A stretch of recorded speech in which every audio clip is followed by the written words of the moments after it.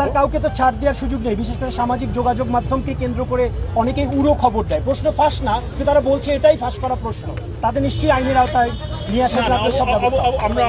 আমরা আশা করব যে তারা বিরত থাকবেন, কারণ দেশের মঙ্গল আমরা যেখানেই থাকি না কেন, যে আমাদের রাজনৈতিক অবস্থান হতে পারে বা আমার পছন্দের যে অবস্থান সেটা আমার থাকতে পারে, আমরা প্লিজ পরীক্ষা এমন একটা বিষয়, এটা অনেক প্রস্তুতির পর নেওয়া হচ্ছে। ছাত্রছাত্রীরা নানান রকমের তাদের মানসিক একটা চাপ এখানে থাকে, প্যারেন্টসদের মানসিক চাপ থাকে, শিক্ষক শিক্ষয়িত্রীদেরও মানসিক চাপ থাকে।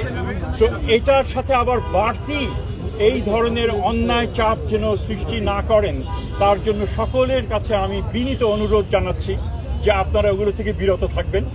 যদি জেনুইন সমস্যা থাকে অবশ্যই আপনাদের দায়িত্ব সেগুলো সংশ্লিষ্ট কর্তৃপক্ষের কাছে নিয়ে আসা, যাতে তারা যাচাই বাছাই করতে পারেন। কিন্তু আপনি একটা জিনিস পেলেন, সেটা সামাজিক মাধ্যমে ছড়িয়ে দিলেন, এবং সেটার দায়িত্ব অবশ্যই আপনাকে নিতে হবে, এবং এর মাধ্যমে কিন্তু অনেক ক্ষতি হয়ে যায়।